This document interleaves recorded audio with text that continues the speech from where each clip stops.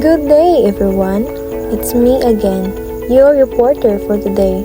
Before we continue, let's review our previous topic, which is the original Bloom's taxonomy. So this taxonomy outlines 6 hierarchical levels of thinking skills, which is the knowledge, comprehension, application, analysis, synthesis, and evaluation. So who create the Bloom's taxonomy? So the one who create the Bloom's taxonomy is si Benjamin Bloom. Is the one who create the Bloom's taxonomy of educational objectives. Alright, Bloom's taxonomy originally published in 1956, which is categorized cognitive skills into 6 levels: the knowledge, comprehension, application, analysis, synthesis, and evaluation. So after 45 years since the publication of Bloom's taxonomy, Lorraine Anderson's Bloom former student and David Krathwohl lead a new group of experts to work together, and the result is now called the revised taxonomy. So the revision aimed to improve the clarity, accuracy, and applicability of the original framework. So the revised taxonomy maintains the core principles of Bloom's original work, but offers key improvements and update terminology. Below are the salient differences between the old and the revised taxonomies. These are the difference between old and revised taxonomy. So the first taxonomy is in the year 1956. Why Bloom's taxonomy is revised? It's because a lot of people na pumayag na i-revise ito to enhance its practical application in education, and also to increase clarity, action orientation, and broader applicability. As you can see, the original Bloom's taxonomy, which is the year 1956, uses the nouns to describe the cognitive levels, which is the knowledge, comprehension, application, analysis, synthesis, and evaluation.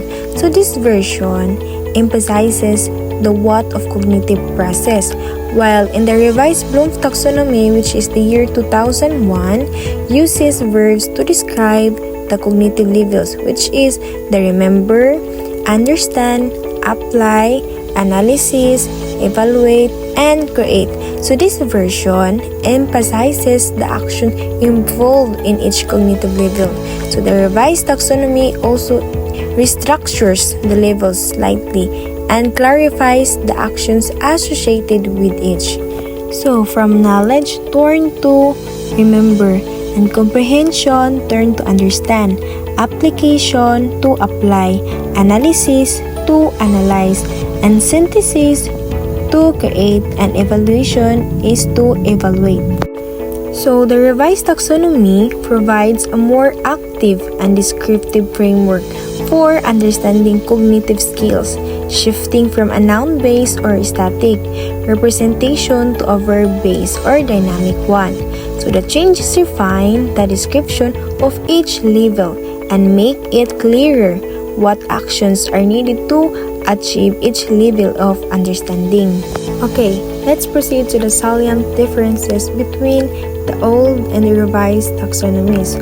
So number 1, levels of categories of thinking in the old taxonomy were nouns. So while in the revised taxonomy, they are verbs. So the use of action words instead of nouns. So mas ginagamit nila ang verb kaysa nouns was done to highlight that thinking is an active process. So for example, evaluate instead of evaluation. Diba, ang katong sa year 1956, ang ginagamit nila is evaluate. So pag abot sa 2001, nahimo siyang evaluation. Second, analyze instead of analysis. Number 2, while the revised taxonomy remains to be in hierarchical levels of increasing complexity, it is extended or ginapalawak pa nila to be more flexible in that it allows the categories to overlap.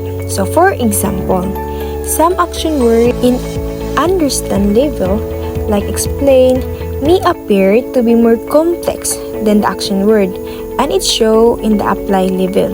However, when we look into the 6 levels of remember to create, we will still find that overall, the taxonomy proceeds in a hierarchical order, or naka-levels lang gyapon siya. Number 3, the knowledge level was changed to remember. The change was made, it's because knowledge does not refer to a cognitive or thinking level, because based on revised Bloom's taxonomy, knowledge is the object of the thinking. So that's why remember is more appropriate word for the first thinking level, which involves recalling and retrieving knowledge. Number 4, comprehension level was changed to understand. Teachers are likely to use the word understand when referring to their work rather than comprehensions. It's because it aims to clearer communication and better reflection to how teachers assess student learning. Next, number 5, synthesis was changed to create and was placed as the highest level. As you observe in the original Bloom's taxonomy, synthesis is in the level 5. But in the revised Bloom's taxonomy, it's changed to create. Napuli na siya sa pinakataas, which is the higher order thinking skills. It's because it directly implies the generation of new ideas or products, aligning better with the intended meaning of the highest cognitive level. Then, in the number 6, the cognitive domain now includes 2 dimensions. So, na siya duha ka dimension, which is the cognitive dimension and the knowledge dimension. So, the knowledge dimension of the revised taxonomy was based on the subcategories of knowledge in the old taxonomy. If you remember, na-discuss na ako siya sa akong previous video. Alright, what is Bloom's taxonomy of educational objectives? So when we say Bloom taxonomy of educational objectives, it is a classification system for educational goals that was first published in 1956. So kailan na-publish ang Bloom's taxonomy? The year 1956. It is the original Bloom taxonomy published by Benjamin Bloom, and also it is a hierarchy of 6 levels of thinking that help educators develop learning objectives. That's why Bloom's taxonomy is very important, especially sa mga teachers together with the students nga mga nag-course og mga teachers and students like us, future educator. This is very helpful to us, lalo na pag tayo ay gagawa ng objective and lesson plan. Alright, let's proceed to the Bloom's taxonomy of educational objectives. So under Bloom's taxonomy, cognitive domain is the old taxonomy and the revised taxonomy. In the old taxonomy, they have 1 dimensions. And these are the knowledge, comprehension, application, analysis, synthesis, and evaluation. While in the revised taxonomy, they have 2 dimensions, which is the cognitive dimension and the knowledge dimension. And under cognitive dimension are the remember, understand, apply, analyze, evaluate, and create. While in the knowledge dimension are the functional, conceptual, procedural, and metacognitive. By the help of this diagram, it helps us to more easily understand and classify the subcategories of Bloom's taxonomy. Alright, let's proceed to the revised taxonomy with 2 dimensions of the cognitive domain by Catwell 2002, which is the cognitive dimensions and the knowledge dimensions. In the cognitive dimensions, it is focused on the mental process. It involves in learning and is broken down into 6 levels, which is the remember, understand, apply, analyze, evaluate, and create. While in the knowledge dimensions, these dimensions categorizes the type of knowledge being learned, and it's divided into 4 main categories, which is the functional knowledge, conceptual knowledge, procedural knowledge, and the metacognitive knowledge. Okay, let's back to the cognitive dimensions. So first is remember. Remember, it is a retrieving relevant knowledge from long-term memory or relevant information from memory. So it includes recognizing and recalling the facts. For example, recalling the names of the planets in our solar system. If the student can recall the names of the planets in our solar system, and that is under of remember. While in the knowledge dimension, it is under of functional. It's because it is the basic elements that student must know. Knowledge of terminology and specific details and elements. So our example is directly demonstrates functional knowledge. It's because it is specifically the recall of specific details. And also, it requires no interpretation or application, together with simply retrieving memorized informations. And number 2 is understand. It is determining the meaning of the instructional messages, including oral, written, and graphic communication or visual. Understanding includes interpreting, exemplifying, and classifying informations. In this level, students can now classify, interpreting, and exemplifying her or his learning. It's because this is not just recalling, but the students can now explain his or her learning through oral or written and graphic communications. For example, the students can explain the relationship between planets' orbits and their distance from the sun. If the students can explain their relationship, and that is under of understand. While in the knowledge dimensions, it connected to the conceptual knowledge. It's because the interrelations among the basic elements within a larger structure that enable them to function together. So this includes classification and categories, meaning it is organizing information into meaningful groups. And when we say principles and generalization, it is understanding overarching rules or patterns, while the theories, models, and structure, it is the comprehending complex frameworks that explain phenomena.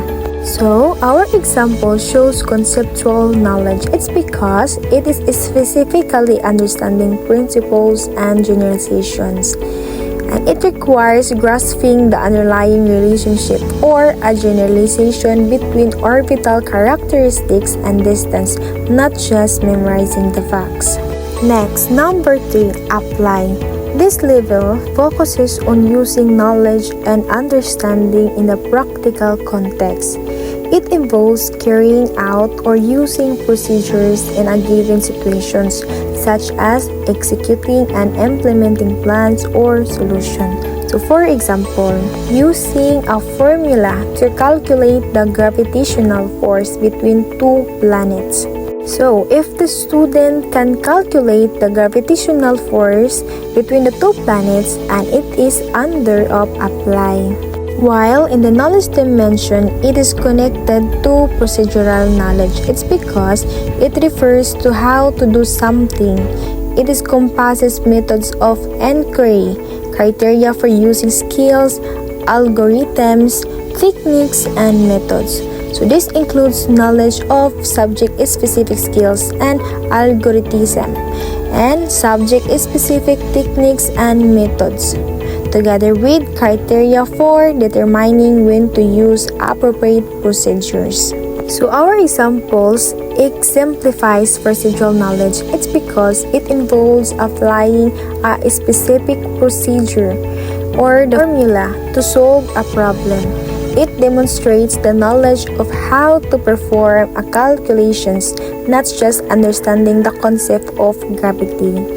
Let's proceed to number 4, which is analyze. Analyze, it involves breaking materials into their constituent parts and determining how the parts relate to one another and to an overall structure or purpose. So it includes differentiating, organizing, and attributing information.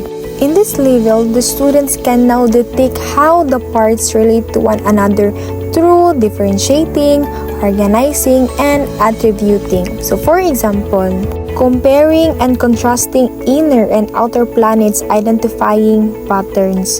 So if the student can compare and contrast the inner and outer planets, and that is under of analyze. While in the knowledge dimensions, it connected to functional knowledge and conceptual knowledge. Why? Bakit? Ano nag-combine ang duha? It's because it is specific details about each planet type and also it identifying patterns and relationship between those details. It's because analysis requires both types of knowledge to make comparisons and draw conclusions. That's why it combines the both functional knowledge and conceptual knowledge. Number 5, evaluate. This level focuses on making judgments based on criteria and standards. This includes checking and critiquing. For example, critiquing a scientific model of planet formations. If the student can critique or analyze the scientific model of planet information or formation, that is under of evaluate. While in the knowledge dimension, it is connected to the metacognitive knowledge. It's because it is knowledge about cognitions itself. It includes awareness and knowledge of one's own cognitions.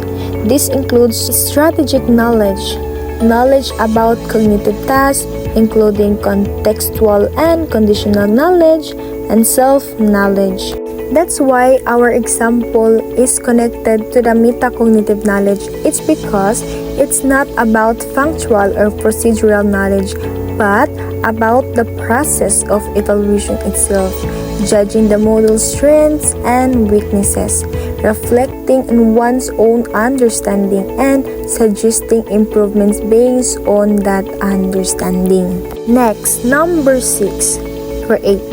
This is the highest level, involving putting elements together to form a novel, coherent whole or make an original product.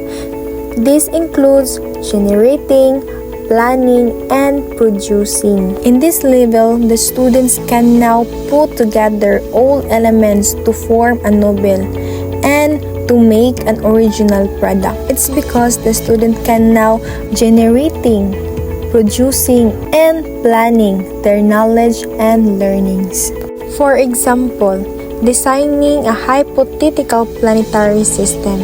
So the knowledge dimensions connected to procedural knowledge and conceptual knowledge. It's because the process of designing and modeling, together with it understanding the principle of planetary formation and dynamics. That's why connected siya sa procedural knowledge and conceptual knowledge. It's because creation requires both the ability to follow procedures and to apply underlying conceptual understanding. Alright, the revised taxonomy highlights 2 dimensions, which is the cognitive and the knowledge dimensions. So the cognitive dimensions, it includes the hierarchical or ordered levels of thinking. So the thinking levels move from the simplest to the most complex. So nagsugod siya sa pinakasayon hangtod sa pinakalisod.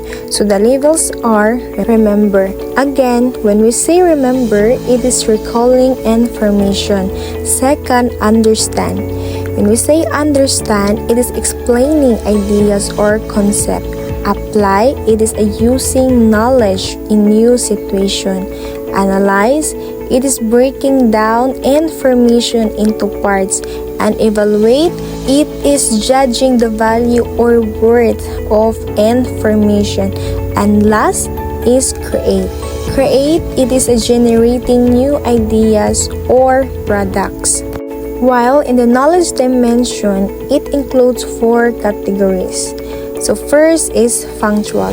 Functional, it is a specific pieces of information. Then ang conceptual, it is understanding relationship between facts. Then ang procedural, it is the knowledge of how to do things. Then last is the metacognitive. When we say metacognitive, it is the awareness and understanding of one's own thinking process. Alright, the knowledge that teachers aim to teach and students aim to learn can be about facts, concepts, procedures, and metacognitive knowledge.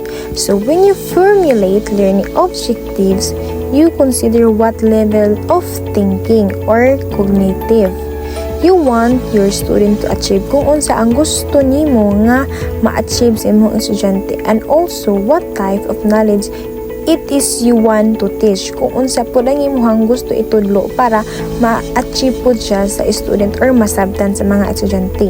So, when we write a learning objective, the level of thinking is represented by the verb. So, kung magbuhat ta, if we make objective, dapat we use a verb, while the knowledge dimension is represented by the noun.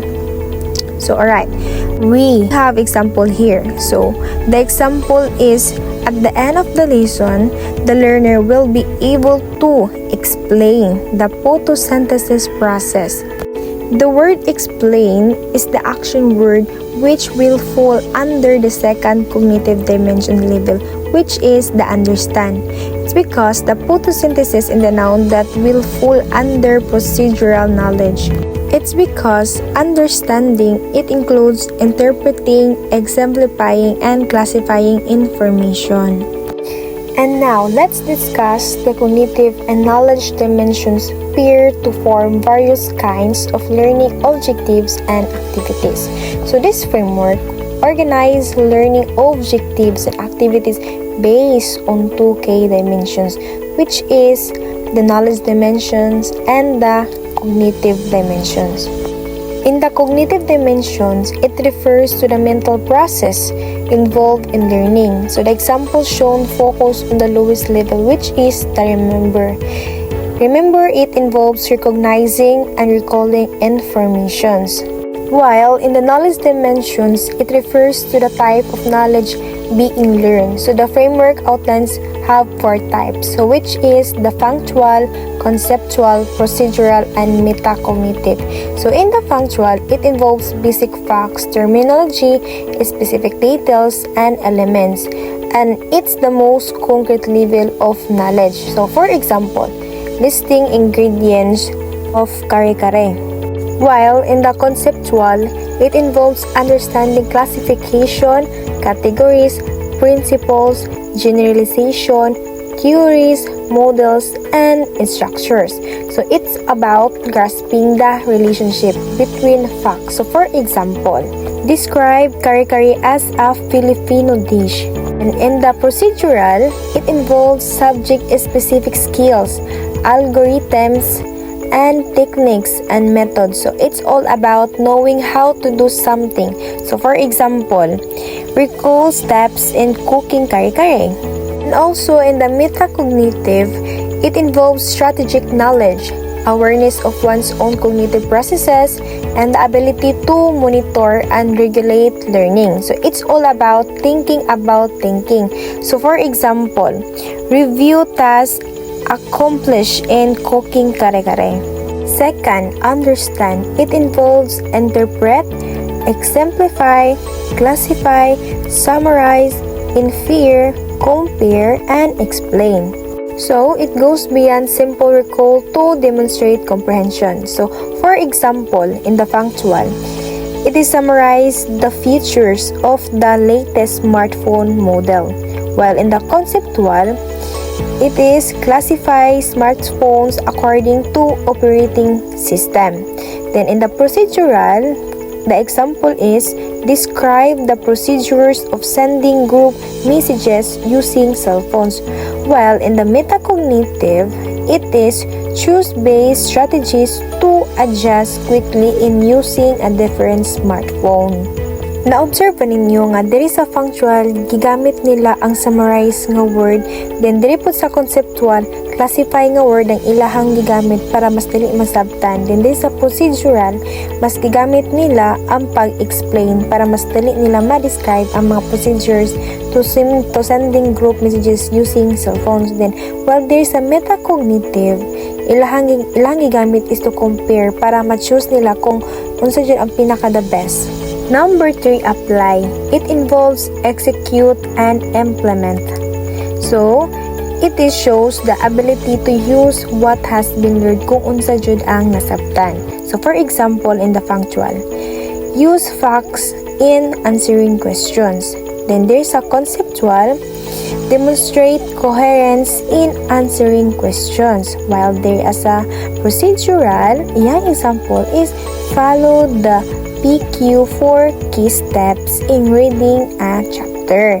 Then, there is a metacognitive, use the best study strategy to overcome one's weakness. So, it highlights the importance of not only knowing facts but also understanding concepts, mastering procedures, and developing metacognitive skills are important. Next, number 4, analyze. It involves differentiate, organize, and attribute. So it requires breaking down information into its component parts and identifying relationship between them. So for example, in the functional, identify the keywords in the definition of anger. Then there's a conceptual, identify triggers of anger among teenagers. While in the procedural, it examined the different steps family members take to manage anger. While in the metacognitive, it reflects on one's ability to manage anger. Number 5, evaluate. Evaluate involves check and critique. So it requires making judgments based on criteria and standards. For example, in the functional, the most complete list of investment banks. Then, in the conceptual, critique the different views about financial literacy. While in the procedural, choose the best ways to harvest money. And the metacognitive, assess one's financial literacy. Now, it moves learners from simple recall to higher order thinking skills, encompassing a wide range of cognitive processes and knowledge types. The last cognitive dimensions is create. So create, it involves generate, plan, and produce. So it represents the highest level of cognitive processing, requiring the synthesis of existing knowledge and the creation of something new. Now, the framework is now complete, showing how all 6 cognitive levels interact with the 4 knowledge types. So the example of the create level illustrates the creation of new product or works based on different types of knowledge. So for example, in the functional, produce presentation showing award-winning adobo recipes. Then in the conceptual, write an informal essay about what authentic adobo is. Then sa procedural, create a new recipe for cooking adobo. While in the metacognitive, it is make a project about adobo as a Filipino dish based on one's talents. So this complete framework offers a comprehensive model for understanding the cognitive demands of different learning activities. So it shows a progression from simple recall to the creation of new knowledge and products. So it is a powerful tool for educators to ensure that learning experiences challenge students at all cognitive levels and promote the development of higher order thinking skills. So this framework is extremely useful for curriculum development and assessment design, ensuring alignment between learning objectives and activities. Alright, now let's proceed to the practical guide in using the revised taxonomy. First is the cognitive dimensions levels. So this column lists the cognitive level from Bloom's taxonomy and a brief descriptions of what that level entails. Second, sample actions verbs. So this column provides a list of verbs that are commonly associated with each cognitive level. So these verbs help educators write learning objectives and assessment items that accurately reflect the desired cognitive level. Then third, suggested activities, outputs, or outcomes. So this column suggests activities, the type of outputs students might produce, and the learning outcomes expected at each cognitive level. Alright, let's back to the cognitive dimension levels. So in the cognitive dimensions levels, we have remember. This is the lowest level of cognitive processing and involves retrieving, recognizing, and recalling relevant knowledge from memory. Then in the sample action verbs, they have recall, name, list, state, tell, reproduce, describe, locate, write, find, underline, and define. While in the suggested activities, outputs, or outcomes, it can be recitation, worksheets, definitions, facts, charts, and lists. For example, the students can recall the facts, listing the items, and defining the terms. Understand, explaining information and concepts. So this level involves comprehending the meaning of informations, concepts, and ideas. So in the sample action verb, they have explain, translate, interpret, discuss, describe, define, report, and predict. So the students can demonstrate understanding by explaining, summarizing, interpreting, and predicting. Then, in the suggestive activities, outputs, or outcomes, it can be story problems, drawing show and tell, summary, and paraphrasing. Next, apply. Using information in a new way. So these levels involves using knowledge and skills in new situations or to solve problems. So the students demonstrate application by using information, solving problems, implementing procedures, and constructing models. So in the sample action verb, they have use, solve, implement, construct, practice, execute, demonstrate, and dramatize. Then sa suggestive activities, outputs, or outcomes, it can be presentation, role-playing, simulation, collection, model, scrapbook, or product. So this guide helps educators create learning experiences that are aligned with Bloom's taxonomy. By using the suggested action verbs and activities, teachers can ensure that their instructions and assessments accurately reflect the cognitive demands of each level. Next, analyze. Distinguishing different parts of a whole. So this level involves breaking down information into its constituent parts and determining how the parts relate to one another and the overall structure.